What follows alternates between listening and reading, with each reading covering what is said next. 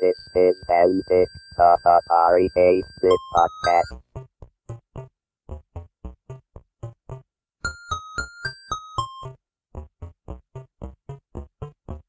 Believe it or not, I think I got to like 30 things on the market at one time. I was really hell-bent on quantity rather than shoot-'em-up game because I didn't want to really spend my time trying to develop another game. My income from the Atari stuff was more than I was making. So I retired from the job I was doing so I could develop software 24 hours a day. And I was an addict. I'm Kevin Savitz, and this is an interview episode of Antic, the Atari 8-bit podcast. Jerry White was a prolific Atari software developer and writer. He published Player Piano, Bowler's Database, and other software for Atari Program Exchange. He wrote Poker S.A.M and Chaterbee, two talking programs distributed by Don't Ask Software.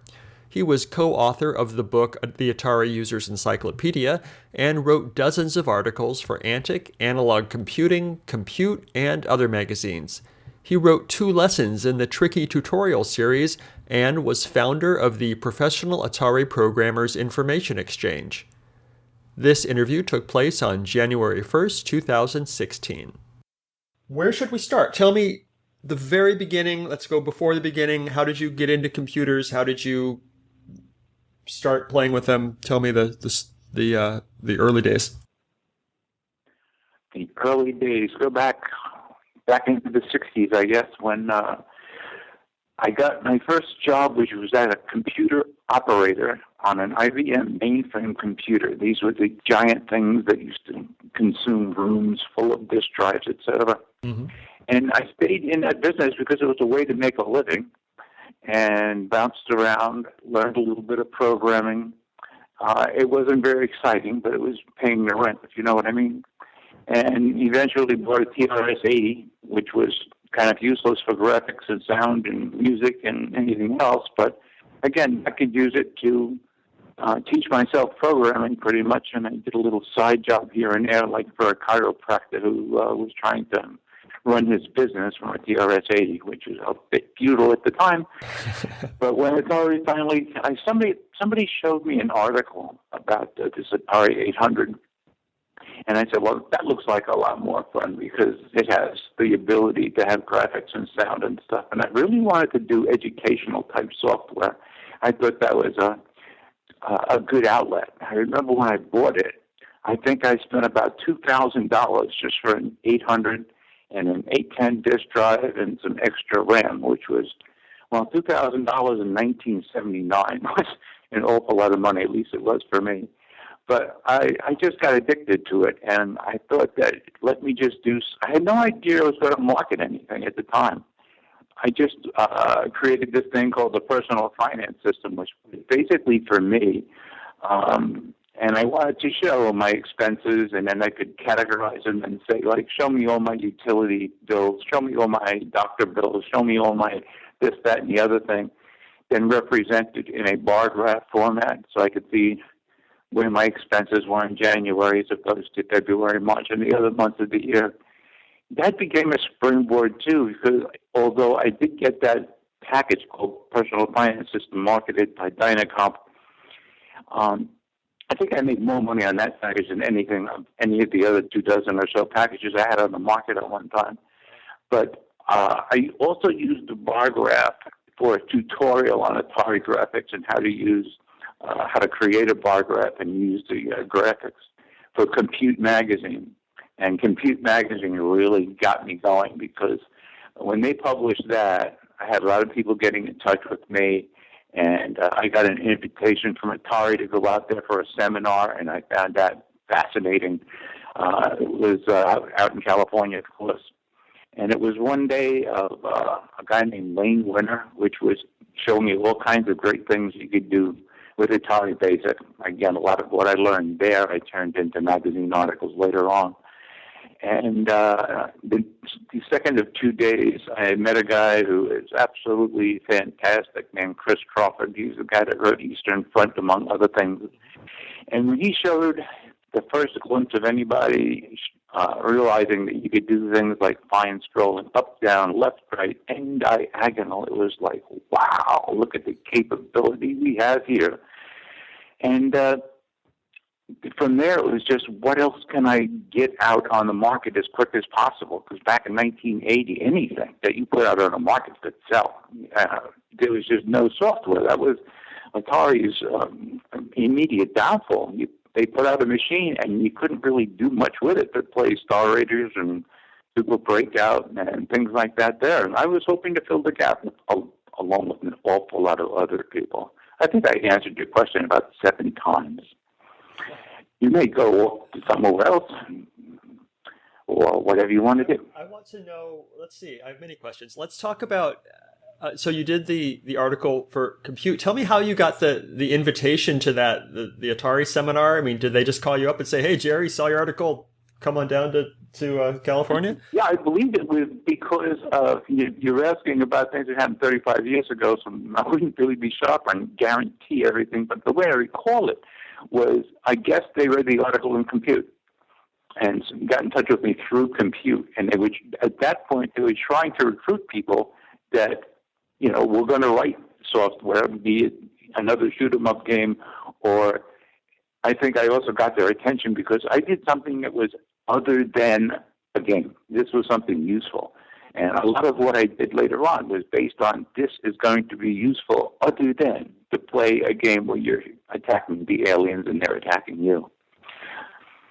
One of the other things I found amazing there was the competition in the world. There wasn't too much in the way of competition. Commodore didn't have anything out at that point. They didn't have the Commodore 64 out yet. The only other competition was Apple. And when I went out to Atari, I found that some wise person went and put Apple logos at the bottom of every urinal, which told me they wanted to be in competition and piss all over Apple. Right. That's great. Yikes. Let's see. You wrote several pieces of software for Atari Program Exchange, including one of the very first ones, I guess, the basic program compressor, masher. You co-wrote with... I didn't write that, actually. Dale Yoakum wrote that. Yeah, and you're credited. Was very, very crude. I modified the hell out of it, but I would give him the credit for the idea. It was just something that it kind of worked, but I just made it work so it would be useful. I did a lot of things in the way of utilities to try to help other programmers because I thought I learned so much from the original demos that came with the Atari on a disc and from the demos that I was seeing in Compute and A.N.A.L.O.G. and Antic was another magazine at the time. Byte was another one. That, by just seeing what other people were doing, you'd learn like, oh, that's how you do that, and that's how you do something else. So I was trying to kick back a lot of that in order to get the ball rolling. Mm-hmm. For example, I founded a group called PAPIE, which stood for Professional Atari Programs Information Exchange. And I would get in touch with people like Lane Winner and Chris Crawford and Fernando Herrera and, so many names I can't even think of them right now.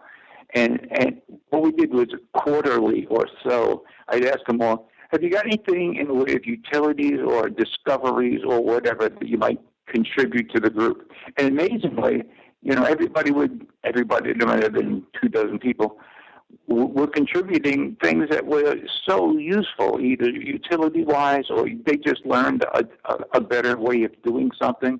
And we also spent a hell of a lot of time trying to work on protection software. Because, of course, a lot of us were marketing things that were being sold, and you were working on a commission basis. And it was, at the time, anyway, it seemed like a week after you got something out on the market, you'd find it on, what was the name of it? CompuServe was one of the kind of early Internet-type pieces of software out there. So you're trying to sell something, and then all of a sudden some pirate's on there and even puts his name in it, and then now it's free to the world. So how are you going to make any money? Right. But it's amazing how the more ingenious pieces of code that we came up with in order to protect something, those hackers would go in there and figure out a way to reverse the process. Made it tough to make a living.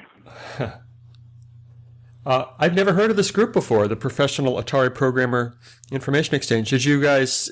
Did you have a newsletter? Did you meet in person? How did it work?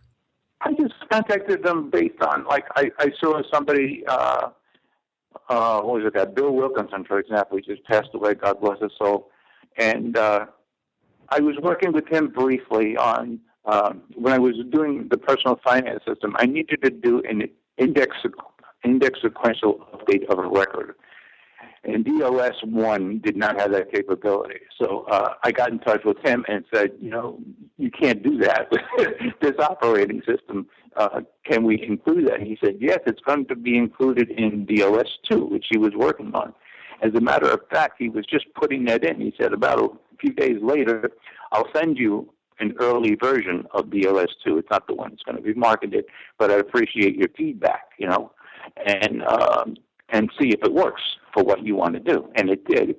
And I actually got about 10 versions of DOS, 2.1, 2.2, 2.3, and I think they wound up calling it 2.0S for some reason. But through him, he would mention somebody else's name, and through articles I'd seen in Compute, I would get somebody else's name, and people that were marketing software.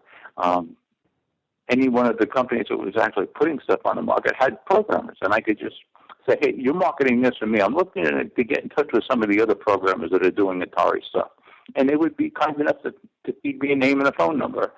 So I just put it together as a bunch of guys with the same purpose. In fact, my little book, the Atari Users Encyclopedia, actually did mention PAPIE, which I was kind of surprised I put that in there. I put it in there so long. Just to mention something on a book that I found kind of funny. That company, the book company was the name of it, had very good editors because I tried to put in some of my warped sense of humor. And, for example, I put in a definition of the acronym WOM, W-O-M, as write-only memory. If you think about that, it's kind of useless, and it doesn't exist. But they edited that out. Damn, they have no sense of humor. Oh, yeah, to read a record, let's say somebody enters, you would enter the amount of money for the check and who you wrote the check out to and a code to designate it was a utility or whatever type of expense it was and like that. And say you typed in $10 instead of $20 and then you hit enter and say, I made a mistake. Or you find the mistake later on. Well, I want to edit record 204.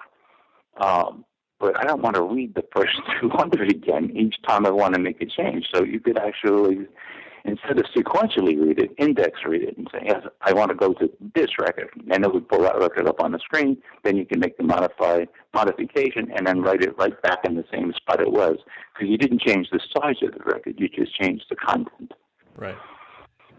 Yeah. So you mentioned some copy protection. Do you remember any, I don't know, I was going to ask about copy protection techniques, and I'm not asking about specific technical stuff, but just do you remember things that you tried, things that you, extremes that you went to try to protect software? I think it was Lone Winner that had a program that would really scramble a basic program by messing with the variable table. And if you made the variables things like a character 125 and you listed the program, as soon as you went to list it, it would clear the screen. So you couldn't really see it. Therefore, you couldn't modify it. But you could still copy it. If it came out on a cassette or on a disc, all you had to read and write. You could just, load it and save it. So we had different versions where if you loaded it, it wouldn't run. Messing with the internals of Atari Basic, trying to play all kinds of games like that. Somebody actually wrote a loader program. I forget who that was. And it was so complex, I thought, hey, nobody's ever going to break this. I wish I could remember his name. But he must have spent a month working on this, and then, again, 2 weeks later, there it was on copy server. And said, okay, somebody figured it out. It's amazing. Or you'd notch the disk somewhere so that you'd have to have a specific error at a specific track on the disk. And if that error was not there, the program would blow up or clear itself. But then people figured that out. Anytime you want to put a piece of code in a program that says if certain condition exists, do this. All I have to do is find out where it is and change the the positive to a negative and say a certain condition does not exist to do this. So you haven't changed, because we would do something like find out the program is exactly how many bytes long. Now, if somebody messes with that and it's 1 byte more or less, it won't run. Well, they figure it out. It's just amazing. I guess I know it cost me a fortune because I was living specifically on royalties, and, you didn't make much on a magazine article. If you got $100, that was a lot of money. But we worked on that for a long time to no avail. I guess the problem is a lot of it still exists today. All right, let's talk about keep going down the list of APX stuff. You contributed to Basic Utility Diskette with a bunch of other people, Dale again, Lane Winner, and Gifford Kusuma, who I don't know. And then there was Player Piano, which kind of came later. Yeah. You want to talk about that? Again, it's almost educational. You could create a relatively simple song on piano, but at the same time, I was hoping that I could teach a little music to somebody who was going to become, especially a child who was going to become musically inclined on, wow, this is kind of the way you play a piano. Naturally, you're not using your fingers, but an educational piece of software. I did so much in the way of educational, but from a financial standpoint, that was certainly not the way to go. Why was educational software of particular interest to you? I don't know. I think it's a fundamental piece of my personality that I enjoy teaching people how to do not so much necessarily programming, but teaching anything. There's a reward in watching that fictitious light bulb go off on top of someone's head to say, they didn't know that before, and now they do. Or they did something, but they did it really poorly, and I was able to show them a much better way. And they can take that through their life to change their lives. I mean, there's enough in the world of shoot-'em-up games. Everybody was doing that. And I don't want kids to just shoot at things. I hopefully can teach them something, whether they're young kids or they could be old retired folk like me that maybe want to dabble with programming, and I could help them along the way. Even a few years ago when I was kind of in between jobs, I basically, to have something to do, I was teaching people how to drive. As a driving instructor, but I am 60-some-odd years old, and I'm teaching these 16-year-old kids, which is, it's kind of weird, but it's very rewarding when that kid comes back to you at the end of the year and they're so thrilled that they passed a road test, or that, they didn't think they could drive, but they really did learn how. And not only did they learn how, they learned how to do it well. There's a feeling of accomplishment there beyond the dollar. Mm-hmm. Awesome. Finally, on the APX side, I see you did something called Bowler's Database. Wow, I don't even know. It's just barely ringing a bell. But, okay, that would be, if you were a bowler, again, I'm trying to create something that is useful. This would keep track of your average.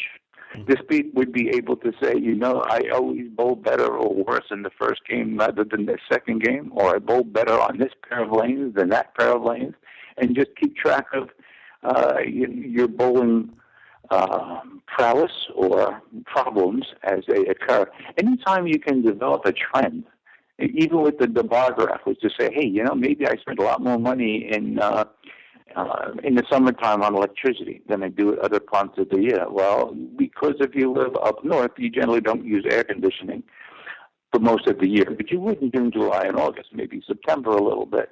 So that would show you that your expenses go up in the summertime and come down. And rather than just see it in numbers, you get to see it in a bar graph format, which shows you a better representation of how the expenses go up and down. My favorite piece of software that I put out in the educational field was called USA Adventure, which was the last thing I finally got on the market before I had to leave the business.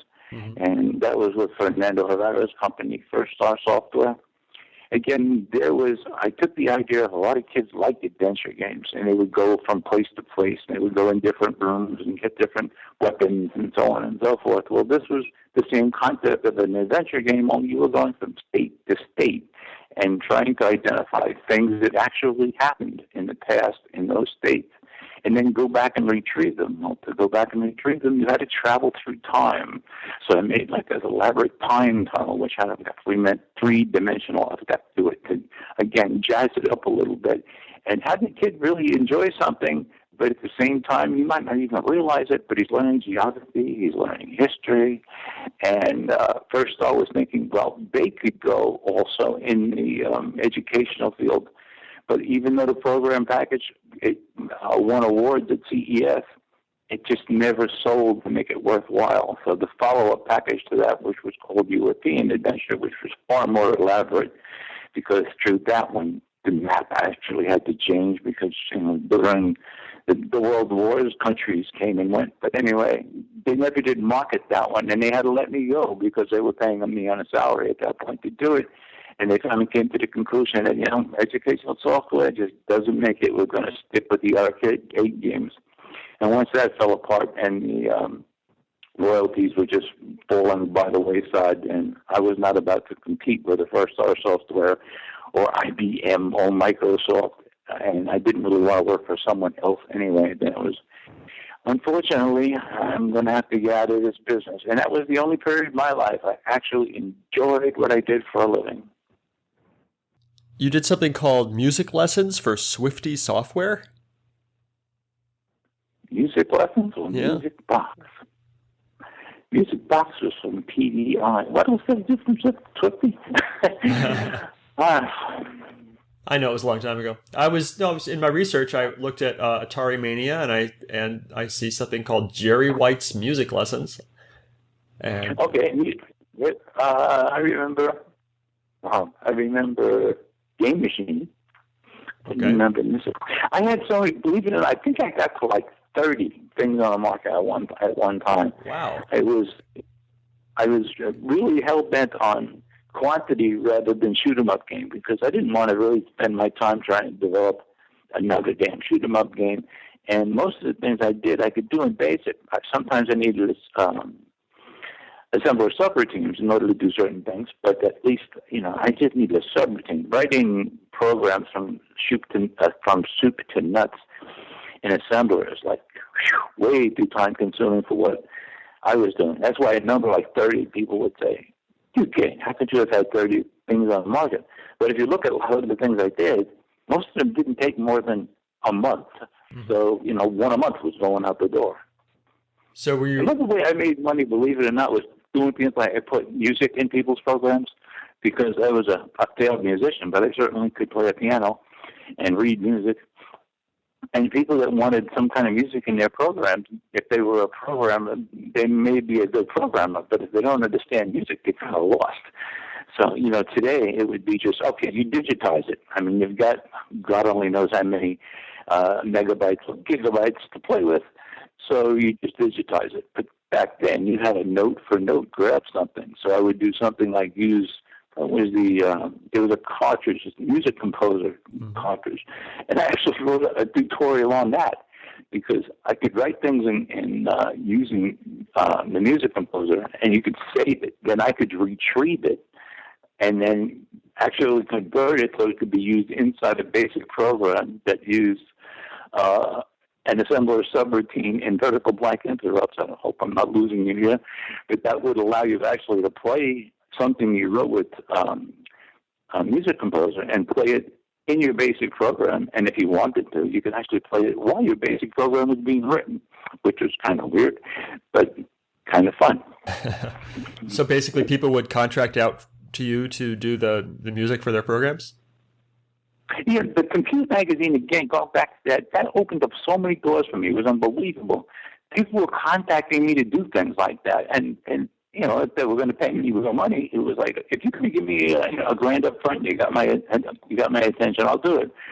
And some Fernando's program, my first alphabet, for example, I put the simple ABCD alphabet song into that. And as a sideline, that's kind of a weird story. I put that in there, and when he was developing that, I know he was tight to memory because he was trying to do an awful lot, and the thing was written, again, mostly basic with assembled subroutines. And he won this Atari Star Award, and he's going out to California, and the night before he's going out to receive his Atari Star Award and go for all these interviews. I don't know what time it was, about midnight or something. He calls me on the phone and said, I have a big problem. Fernando, what's the problem? He said, I can't get my program to work, and I got to leave I got to be at Kennedy Airport at 7 o'clock in the morning, and it's only 7 hours away, and the program dies. Calm down, Fernando. What? How can the program not work? He said, I don't know. I just did this, that, and the other thing. And now I run it, and it just locks up, and I don't know what's going wrong. And he said, calm down. It wouldn't take too long. Just, we could communicate via a 300-board modem. I send me the program. Let me take a look at it, and maybe it's just some silly little thing, and I'll be glad to help you out. So he sent it. You could read the damn thing as it was being sent. 300. You have to read 300 board. You can actually read that as it goes across the screen. Anyway, I got the thing, and I put it in, and I typed run, see what happens. And it runs, no problem. And I realized, wait a second, boy, I'm the same program he's telling me doesn't run. On my machine, it runs. What could that be? Then I realized that there was a bug in Atari Basic back then. It was still an early version of Atari Basic. And the bug was if your program ended at the end of a 4K boundary, and you hit a certain condition, Basic would lock up. Now, I had just received an updated version of Atari Basic from Bill Wilkinson, but it had been corrected. So I called back Fernando maybe a half hour later, and I said, Fernando, do me a favor, change this to that. And all I did was change one line of code in order to save a few bytes of memory, and all of a sudden it worked. It's amazing how bugs like that can drive somebody as talented as Fernando crazy, and then the fix was actually really so simple. All we had to do is save at least a byte of memory, and it worked fine. And of course, you did I listened to your Atari broadcast with Fernando, and I was very amused by it. I haven't spoken to that guy in, 30 years, but it was a lot of fun working with him, and I see his English never got really good, but he's a very intelligent and wonderful young man. Well, he's not young anymore here, I guess. You wrote a lot for Antic magazine. I mean, you were in issue number 2 of Antic and then continued on and on and on until, I don't know, for 6 years you were a regular contributor. I know you say you got a lot from contributing to Compute, but you wrote for Compute and Antic, and you did at least a few for Creative Computing. I'm curious about Analog as well. You had something in Creative. Yeah. So, I mean, you were making a living from all this Atari stuff at the time, I assume, between your 30 products out there and the articles and everything. Is that right? This was not a sideline. Yeah, what I was working at a job where, again, thinking of the timeline, it's a long time ago, and money was different. But my salary was about $20,000, and I had a really good job actually because it was in a civil service environment. I worked 6.5 hours a day, 32.5 hours a week, with lots of holidays and good stuff like that. And I had an early day shift, so I was done by 1 o'clock.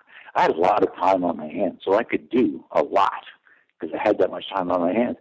And it didn't take really, I think maybe a year or so, when my income from the Atari stuff was more than I was making.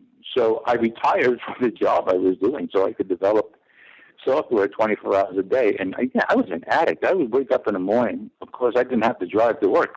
I took 2 steps out of my bed, boom, there's my desk. And I worked day and night. I would fall asleep at the machine. I was so addicted. My wife was saying I never leave the house. I was gaining too much weight because I wasn't doing anything but working on the computer. But that was the thing. It was a job that fascinated me. It was just I wanted to do so many things. You talk about people that contacted me. Well, one of the people that contacted me had nothing to do with anything but a request. The guy said, I have a way, I'm pretty sure, that I can make a living playing blackjack. I said, okay, that's fine. How come I help you? And he said, I just want to have the Atari computer that I have help me out. I said, well, it's not the blackjack game on the market, the simple program. He said, no, what I want you to do, and when he said you to do, I'm thinking, oh, Lord, I'm not doing FreeBC. I'm trying to make a living. I got a lot of things to do. Why are you hassling me? And he said to me, I'll give you $1,000 up front. Okay, you got my attention now. And what I want you to do is write a simple blackjack program, needing no graphics, no nothing. And I just want it to behave exactly the way I want it to behave. And my idea is, if this works out, I can run thousands, tens of thousands, or hundreds of thousands of simulated hands overnight. So the computer go nuts. Interrupted in the morning, maybe pressing the start key or something, and then see the results. A relatively simple thing to do. And he would want to see what happened here, what happened there, what was the percentages of this, and what was the percentages of that. He could fine-tune his little method of playing blackjack and make a living playing blackjack. The fascinating part to me was, I said, wow, this guy actually does have a way to do this, and I learned it because I'm going to be writing the program that simulates it. I could do that too, which would be nice to be able to have a sideline where I could go to a casino and make a fortune playing blackjack. Anyway, his original idea, it was pretty good. It certainly was not going to stay in the black. In other words, you weren't going to stay ahead. You were going to lose in the long run. But then he felt like, oh, wow, if I just changed this and I just did that and blah, blah, blah, blah. He made it a little bit more and a little bit more sophisticated. But every time he called me on the phone, he said, okay, you see what happened? It didn't work right? But now I've changed this. And I said, I really have so many other things to do. And he said, but I'll give you another $1,000. Oh, geez, if you're going to keep giving me $1,000 a day, you really have my attention. So I did this a number of times. Eventually, he finally came to the point where he realized it can't be done. So that was the way that went. But I felt sorry for the old man, and I told him that. And he said to me that, you saved me a fortune. I said, it cost you about $4,000. He said, yeah, but I would have tested this over a period of time at a casino and lost my shirt. It was worth the $4,000 investment. And I felt that, I actually did this old man a favor and made some money. And this guy was really old. I forget how old he said he was. It was 90-something. This guy was so old that he said he was in the Civil War, but he fought for the East, so I knew he was confused. And then he said he was in the War of 1812, but he couldn't remember when. And then he said he used to be a bartender at the Last Supper. So, wow, that's a long time ago. He said they drank a lot of wine. They tried to tip him with a loaf of bread, not really supped. And then back in the day, he said he actually saw Moses part the Red Sea because he was fishing on the other side. So, wow, that's kind of interesting. He said, yeah, fishing was great. You just had to pick them up, And they were just flopping all over the ground. And finally, go through my tirade of old jokes. He said he was so old, he actually heard the Big Bang. I'm on a rant again. I should have started with, how old was he? I feel like I missed my cue now. He was so old. Wow. Well, that's awesome. He was so old, he said he actually, he knew the Dead Sea before he even got sick. I like that one. Wow. So that poker thing is interesting. Yeah, because it's like the first time that really anyone could sit down and write a simulation like that for personal use. And that was Blackjack. Yeah. That was Blackjack. Yeah. Poker, I wrote about 5 different poker games and had 3 of them on the market. One of them actually talked to you. There was a thing called Poker S.A.M. I met these guys at a CES show, and they had a product that actually made speech so you could incorporate it into a program. And I did that, and I also did a follow-up educational program called Chaterbee, which was an educational program. And if you think about it, how could you have a spelling bee program if you had to put the word on the screen? Because now you're spelling it. But if you could say, please spell this, now you could have a spelling bee program. And they gave me a lot of connections there with different educators. So there was like a 1st grade level and a 2nd grade level and a 3rd grade level. All you had to do was go through the phonetics of getting SAM, that was software automatic mouth, from a company called Don't Ask Software, to say the word as articulation, I can't think of the word, articulate as possible, as close as possible. And speech wasn't perfect back then, but it was pretty good. So how did you meet these guys, the Don't Ask Software people? It was at a show? Yeah, that was at a CES. They didn't even have the product on the market yet, but they had a demo. And when I saw an Atari, I went up to every place that had an Atari to see what was going on, and just introduced myself to these guys. And I said, yeah, we got a demo of this. And I said, okay, you're going to market that? And they had said, and in order to help them market it, I was actually helping them market it by doing some software that they were going to sell for me. They would advertise and sell for me, and I would be using their product inside the game that I was writing. So, I would never have dreamed that you could do. I knew a lot about sound and music, but I did not know that you could do, speech at that point. Yeah, that was pretty amazing. I remember when I was a kid, I was a dirty pirate, and we had a pirated copy of Poker S.A.M, and I remember playing it. And it would ask you for a cigar every once in a while. Hey, buddy, got a cigar? And I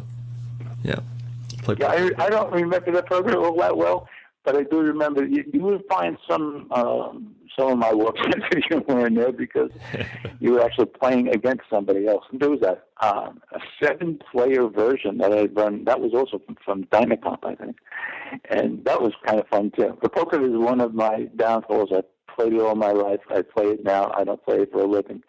I just play for chips and have a lot of friends on full tilt poker, and my favorite game is Omaha 8, which is a high-low variation. Very few people play it, but it's a fascinating game. Again, and that's another way I meet people from all over the frickin' world because, I could be playing against one guy from France and another guy from India and another guy from anywhere in the United States. It's a wonderful thing that you can get response like that over the internet, and, somebody wants to make a bet, and boom, everybody sees the bet. You couldn't do that on Atari 800. Sure, right. Although if there was a way, Chris Crawford would have figured it out. That man's a genius. I've been looking for I've interviewed Chris, but I'm still trying to track down the people from Don't Ask Software. I haven't been able to find them yet for an interview. But I would love to hear their story. I'm trying to find them to interview them as well. Yeah, I want to hear their story. But they've been hard to find. If I could ever, I didn't save hardly anything, but I would just save my telephone list. I guess they probably wouldn't live there anymore. But, I had the names and addresses and phone numbers for all these people. But I'm very mad at myself that, 10 years ago, somebody contacted me and they were looking to buy Atari. How they found me, I don't know, but they were looking to buy Atari equipment. My stuff was all boxed up. I think they gave me like $200 for. I had an 800 and a 1200, and I think I had 3 disk drives and all kinds of software. And,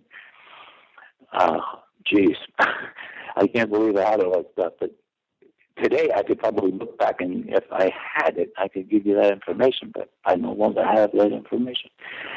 I don't know why I got rid of it. I'm surprised you guys even exist, that there is still such a following.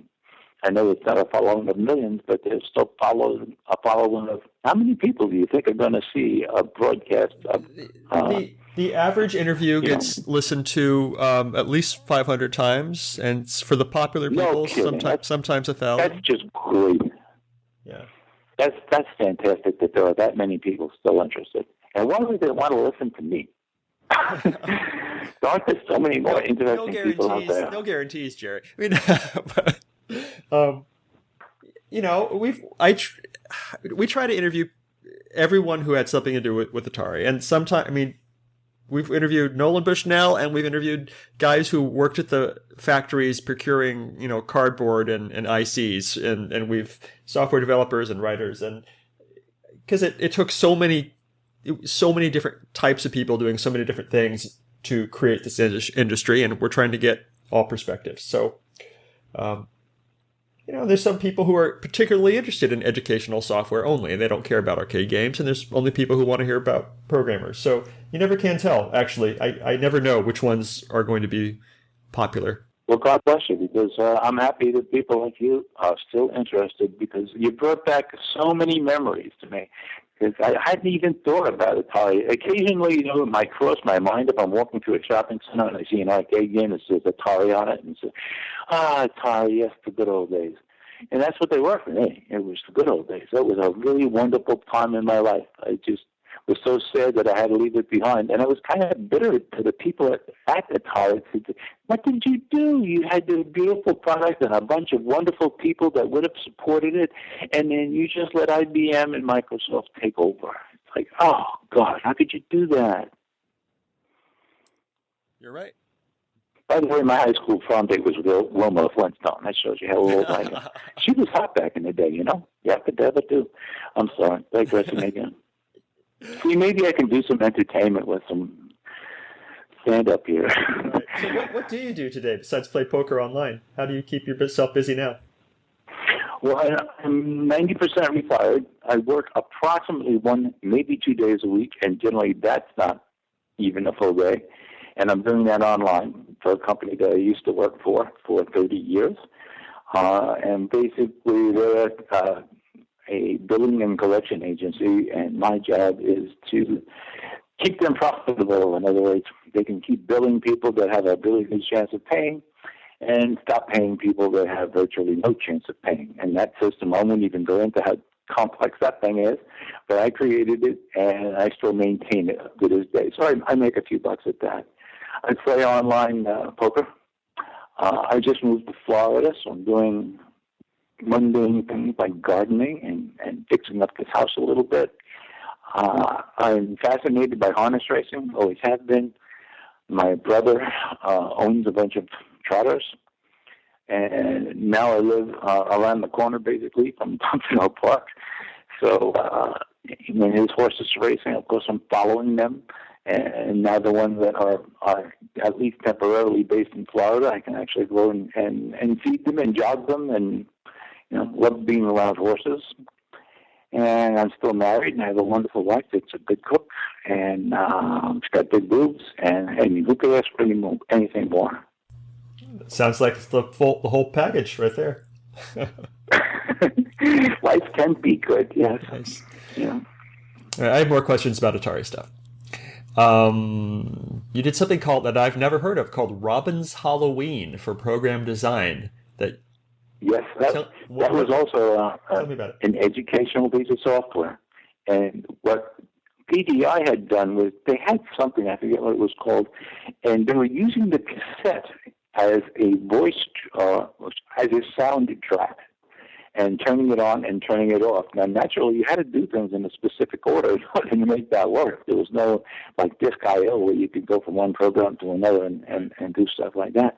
But they made it work, and it was basically designed to get children to be interested and to touch the keyboard and to do certain things where they would make a story out of it.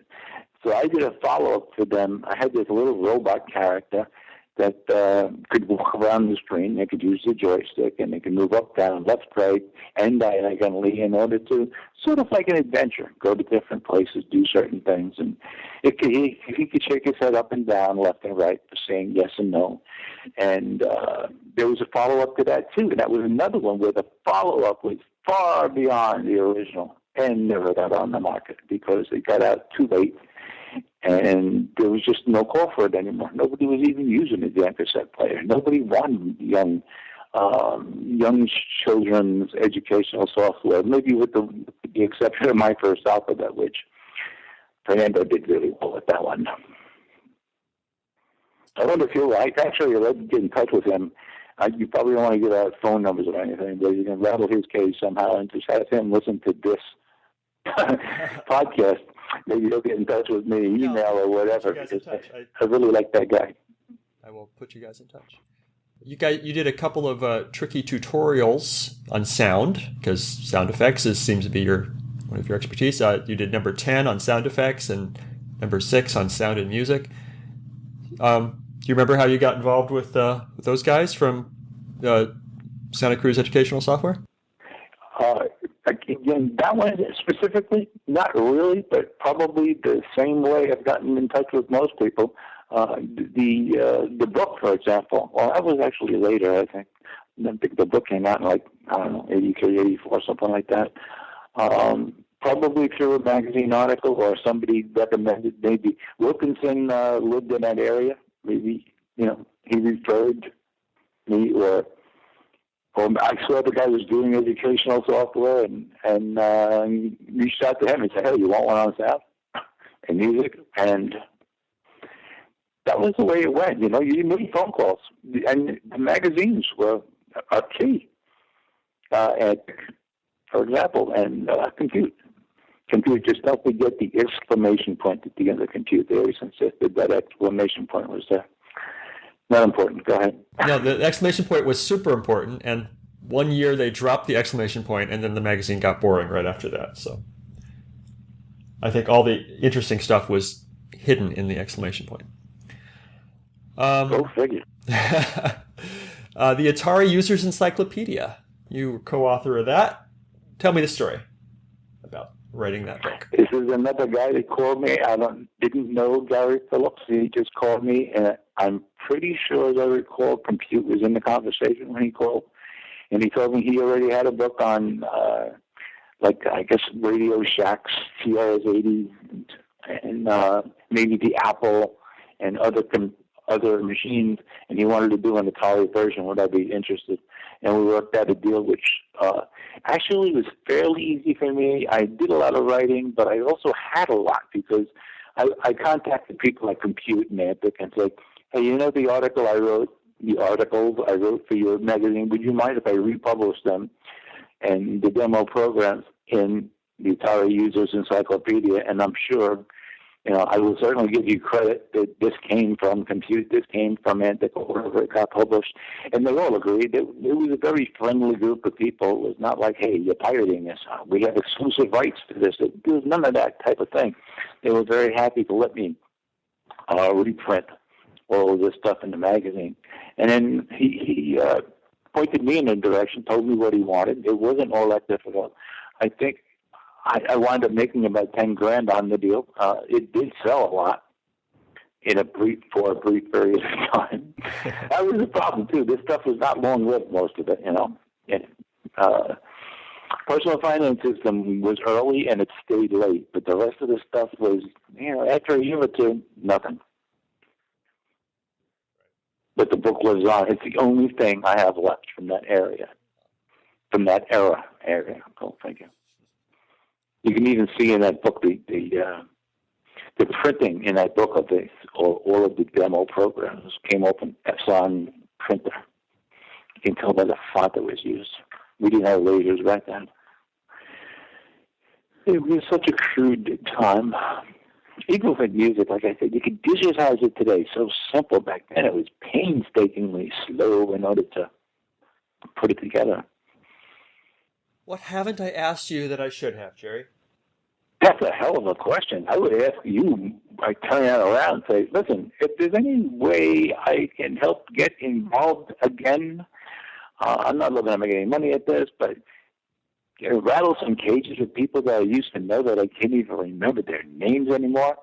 If anybody asks if they can contact me, sure. You can give them my phone number and my email address if you wish. Great. Well, just go ahead and say them, and they'll be right here. I think I just did. Well, you said. Tell me your. If you say that was painfully obvious. Yes, my email address is jp, the word logical, at msn.com. jplogical at msn.com, and my cell phone number is area code 631-482-5276. Fernando, if you hear this, give me a call, man. I'd like to catch up on old times and see how you're doing. Nice. And any of the other people that I remember or remember me that might want to just say hello. So if you could send a message to the Atari 8-bit community that still exists, and you can right now, what would you tell them? I would tell them, hang in there, enjoy the machine, enjoy your software, hang in there. And, I really don't know what makes you all so dedicated to this machine. I wish that I would have stayed with it. I made the mistake of jumping away. I don't even have one anymore. And just keep the dream alive. And help each other. Help each other. Nice. I think that's all I have. Thank you so much, Jerry. You're very, very welcome.